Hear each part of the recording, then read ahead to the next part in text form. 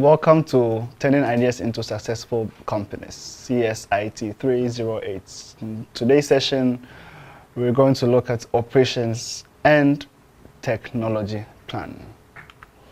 Operations section. This session describes most of the subjects commonly included in an operations section of a business plan. In your own plan, you do not necessarily need to address each of these topics. Rather, limit your operations section to those issues that 1. Are essential to the nature and success of your company, 2. Provide you with a distinct competitive edge, and 3. Overcome a frequent problem in businesses of your type. So we'll take a look at some facilities. In real estate, the old saying is that the 3 most important factors are location, location, location. In business as well, location can prove the critical factor for success. For example, with retail operations, a bad location can mean you just don't attract enough customers to your store.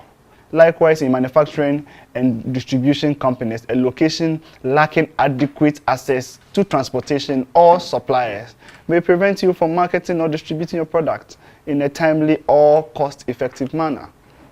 The physical aspects of the facilities themselves can be extremely important for a company's continued growth.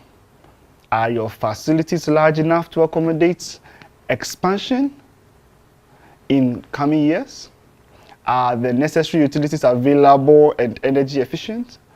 Are you near an airport or rail terminal? Or are you locked in an inadequate facility that reduces your operation overall and distribution capacity?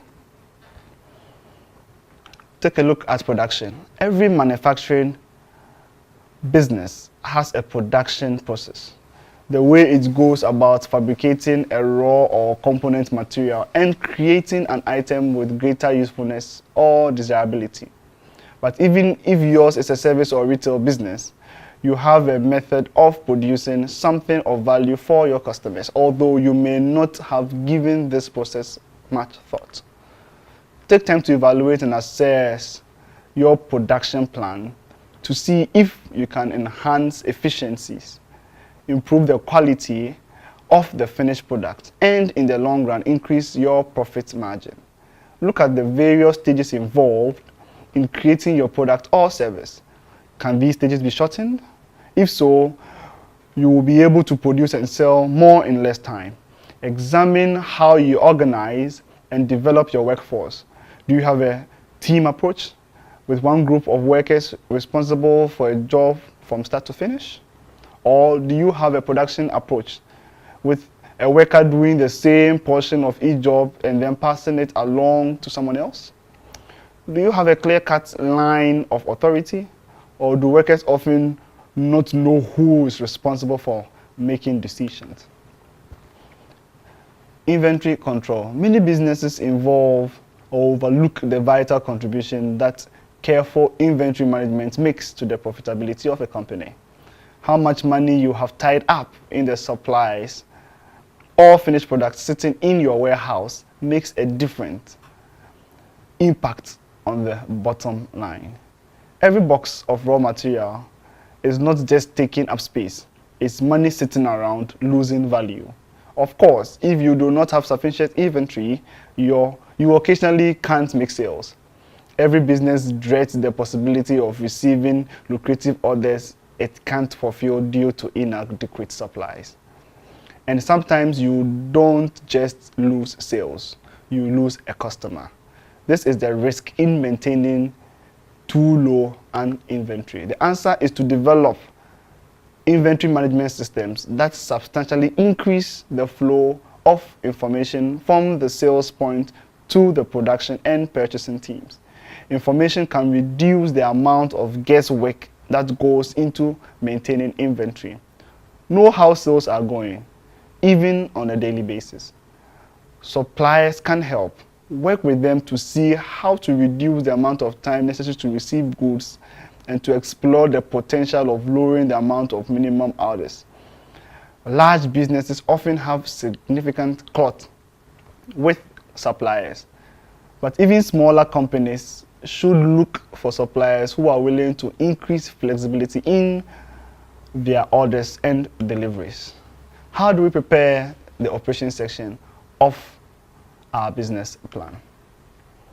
In preparing this section of our plan, we need to make emphasis on certain aspects, such as a key characteristics, competitive advantages, cost and time efficiencies, problems addressed and overcome.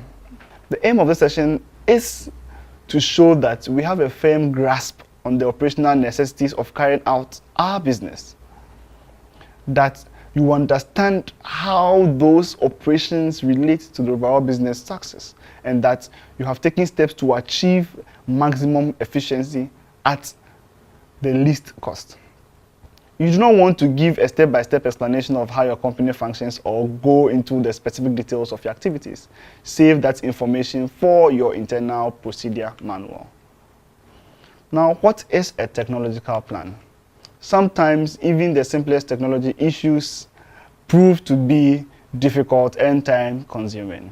For example, options for today's telephone system can be surprisingly confusing, even for relatively small companies. Few of us have the technical expertise to understand the wide range of technology choices available to us. Often, we don't even know the right terms to use or questions to ask.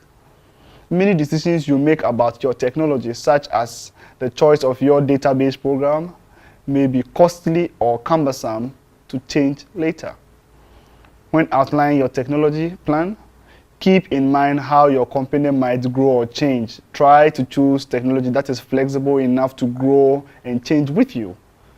As much as possible, choose technology that, while meeting your needs, is simpler rather than overly complex. All those extra features may just make your technology, whether it be a software program or a telephone, harder to use. What do you use technology for? If you walk into a computer store and say, I need a computer, the first question the salesperson will ask you is, what do you need it for? Base your technology choices on your actual and projected business needs. When you examine your business operations, look at which functions require or could benefit from technology. Common business needs that utilize technology include accounting, taxes and finances, order taking and tracking, order fulfillment, and shipping. Others include inventory management, databases, mailing lists, amongst others. Many of these functions are offered online as software as a service.